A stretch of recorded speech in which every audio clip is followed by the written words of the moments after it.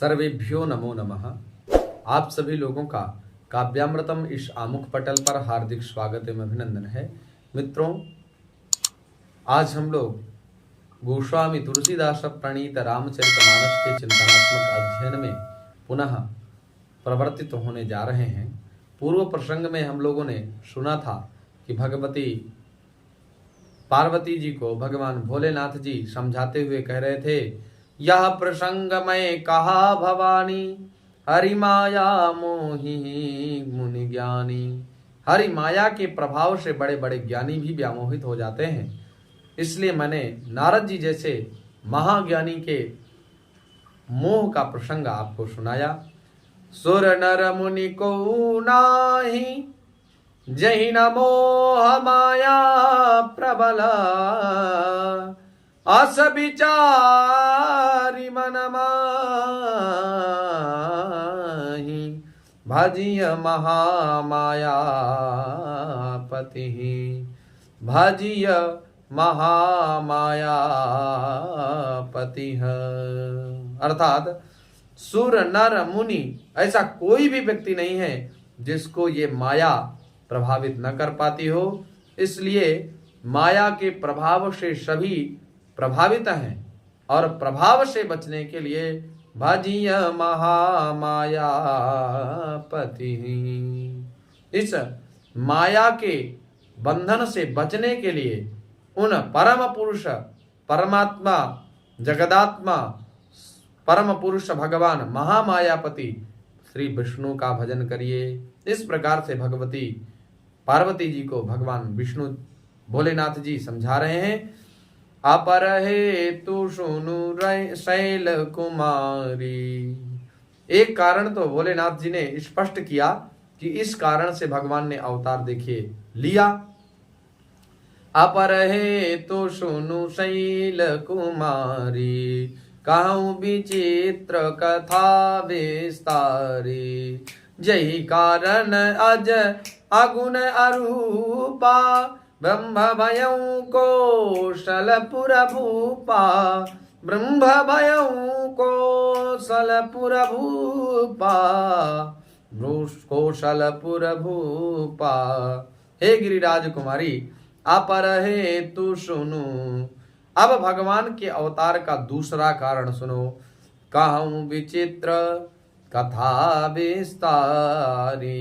उस विचित्र कथा का मैं विस्तार करके आपके समक्ष वर्णन करने जा रहा हूं। जही कारण अज अगुण अरूपा। जिस कारण से जन्म रहित परमात्मा, निर्गुण वह परमात्मा और रूप रहित वह परमात्मा अर्थात अव्यक्त सच्चिदानंद घन ब्रह्म अयोध्यापुरी में राजा हुए। भयं ब्रह्म भयं कौशलपुर भूपा।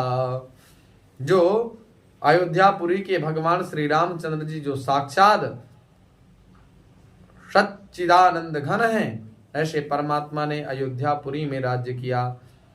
जो प्रभु विपिन फिरत तुम देखा, बंधु समेत धरे मुनि बेसा।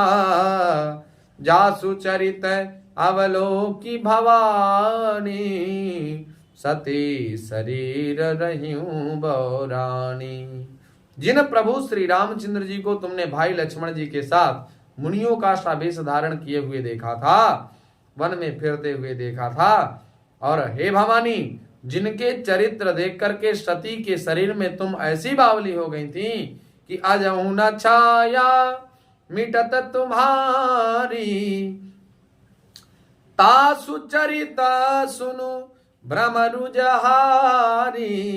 लीला कीन्ही जो तेहि अवतारा, सो सब कही हूँ मति अनुसारा। सो सब कही हूँ मति अनुसारा। अब भी तुम्हारे बावलेपन की छाया नहीं मिटती। पूर्व जन्म में हमने भगवान पर संदेह किया था, उनकी परीक्षा ली थी। परीक्षा लेने के उपरांत तुम्हारी अति दुरूह दुर्दांत परिस्थिति भी आई थी। यज्ञ कुंड में जाकर के आत्मपण को समर्पित करना पड़ा था। ऐसी परिस्थिति आने पर भी तुम इस प्रकार से बौराई हुई थी, इतना बावलापन था कि आज भी वह छाया मिट नहीं रही है। लीला की न जो तेई अवतारा, उस अवतार में भगवान ने जो जो लीलाएं की थी सो सब कहीं हूं मति अनुसारा। उस सारी चर्चा को मैं अपनी मति बुद्धि के अनुसार तुम्हारे सामने प्रस्तुत करूंगा। भरद्वाज सुनी शंकर बानी, सकुचि सप्रेम उमा मुस्कानी। लगे बहुरी बरने वृष के तू, लगे बरनी लगे बहुरी बरने वृष के तू। सो अवतार भयऊ जहि हेतु, भयऊ जहि हेतु। याज्ञवल्क्य जी ने कहा, है भरद्वाज जी महाराज, शंकर जी के वचन सुनकर के पार्वती जी सकुचा करके प्रेम सहित मुस्कुराई। फिर वृषकेतु शिव जी जिस कारण से भगवान का वह अवतार हुआ था उसका वर्णन करने लगे। सो मैं तुम सन कहूं सब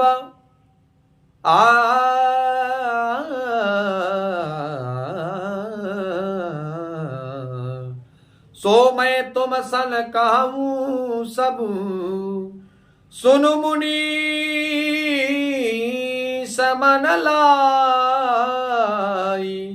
राम कथा कलिमल हरनी, मंगल करनी सुहाई। मंगल करनी सुहाई, मंगल करनी सुहाई।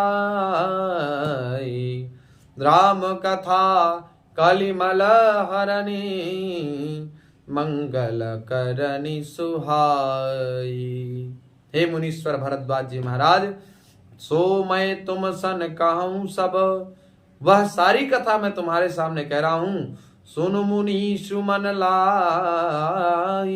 हे मुनीश, हे भरद्वाज जी, आप उसको मन ला करके एकाग्र चित्तता के साथ सुनिए। राम कथा कलिमल हरनी, जो ये राम जी की कथा है, ये कलिमल हरनी अर्थात कलि के प्रभाव से कलुषित कलयुगीय कलुषित प्राणियों के लिए कलिमल हरनी, कलि के मलों का हरण करने वाली है। और मंगल करनी सुहाई, मंगल अर्थात कल्याण, भद्र करने वाली है। और सुहाई बड़ी सुंदर है। स्वयंभू मनु अरुषत रूपा, जिनते भई नर सृष्टि अनुपा। दंपति धर्म आचरण नीका, अजहु गाव श्रुति जिन कैली का। स्वयंभू मनु अरुषत रूपा, जिनते भई नर सृष्टि अनुपा। याज्ञवल्क्य जी महाराज भरद्वाज जी को सुनाते हुए कहते हैं कि भगवान भोलेनाथ पार्वती जी को यह कहते हैं कि स्वयंभुव अर्थात स्वयंभुव जो मनु थे उनकी पत्नी थी शतरूपा जी महारानी। तो स्वयंभू मनु अरु शतरूपा, जिनते भय नर सृष्टि अनुपा। जिससे मनुष्यों की यह अनुपम सृष्टि हुई। दंपति धर्म, उनका दाम्पत्य जीवन था। पति पत्नी के धर्म में, दाम्पत्य जीवन में, गृहस्थ जीवन में, सदगृहस्थ की परिस्थिति में आचरणी का, आचरण उनका जो आचार थे, विचार थे, संस्कार थे, बहुत ही नीक थे, सुंदर थे। अजहु गाव श्रुति जिन कैली का, आज भी वेद भगवान जिनकी मर्यादा को गाते हैं, गान करते हैं। नृप उत्तान पाद सुत जासु,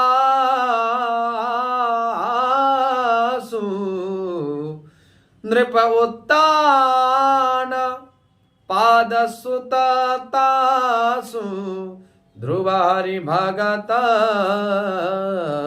भयं सुत जासु, लघु सुत नाम प्रिय व्रत ताजी। वेद पुराण प्रशंसहि जाहि। राजा उत्तानपाद उनके पुत्र थे, जिनके पुत्र प्रसिद्ध हरिभक्त ध्रुव जी हुए। उन मनु जी के छोटे लड़के का नाम प्रियव्रत था, जिनकी प्रशंसा वेद और पुराण करते हैं। देवहूति पुनि तासु कुमारी, जो मुनि करदम कै प्रिय नारी। आदि देव प्रभु दीन दयाला, जठर धर्यु जहि कपिल कृपाला। जठर धर्यु जहि कपिल कृपाला। देवहूति देवहूति देवहूति पुनीता सुकुमारी। पुनः देवहूति उनकी कन्या थी, जो करदम मुनि की प्यारी पत्नी हुई, जिन्होंने आदिदेव दीनों पर दया करने वाले आदिदेव प्रभु दीन दयाला, आदिदेव और दीनों पर दया करने वाले प्रभु कपिल जी को अपने गर्भ में धारण किया था।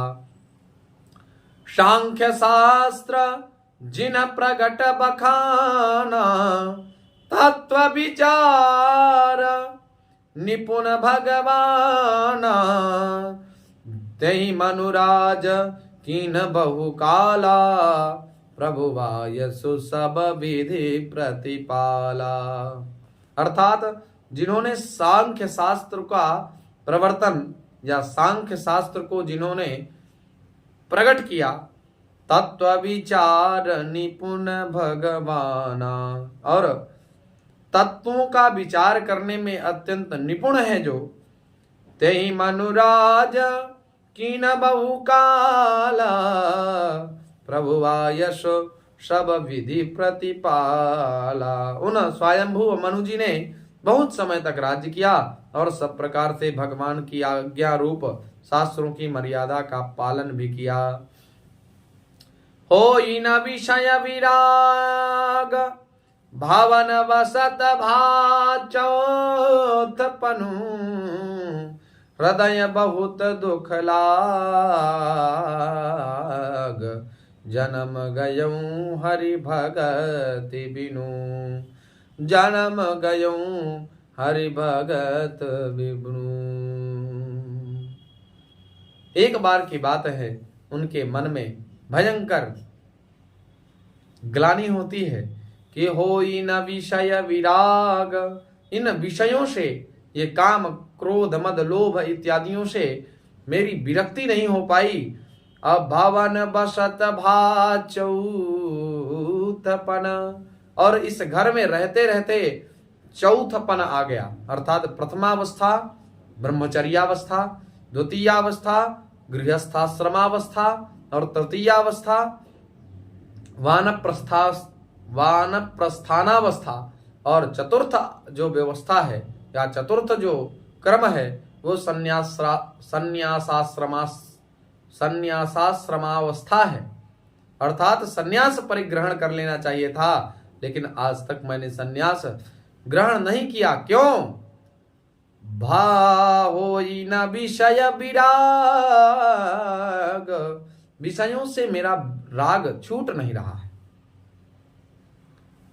घर में रहते रहते बुढ़ापा आ गया, परंतु विषयों से वैराग्य नहीं हुआ। इस बात को सोच करके उनके मन में भयंकर ग्लानि हुई, और हृदय बहुत दुख लाग, जन्म गयऊं हरि भगति बिनु।